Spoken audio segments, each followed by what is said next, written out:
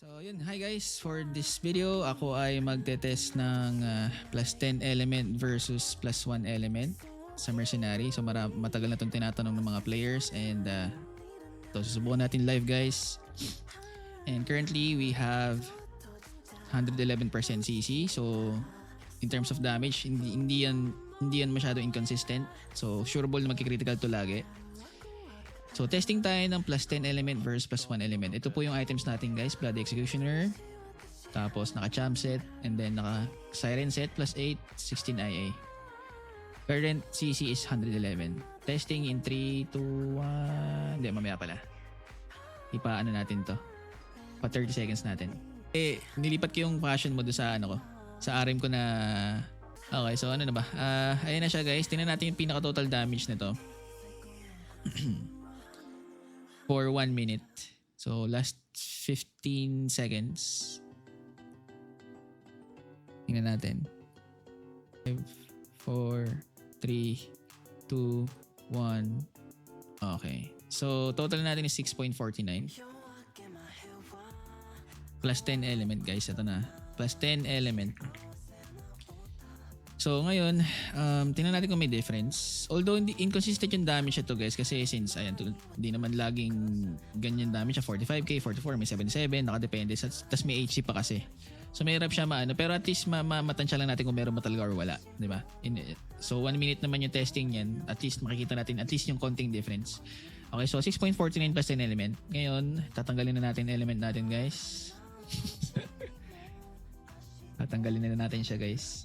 Yun talaga yung reason ba't tatanggalin ko na itong... Ayoko naman mag-element change lagi, di ba? You know what I mean, man? Okay, so... remove natin. Bye-bye plus 10 element. Alright! Level 160 naman yung elementor ko eh. Rich kid na tanggal plus 10 element. Wag daw. Hindi. Para sa inyo nga eh. Yun nga yung reason ko doon. Di ba? Yun. Planado yan guys. Siyempre ako to eh. Ako to eh. I got you. I got you guys. Huwag kayo mag-alala.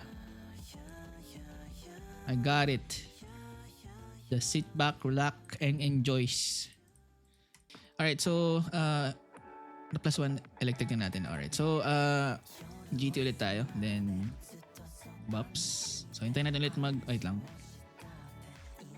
Ayan. So, hintayin natin ulit mag 130. Then, test natin guys. Tingnan natin yung difference ulit ng damage. Para makita. Basta 6.49M yung plus 10 element guys. Okay, done. Okay na. Almost same. Saktong-sakto.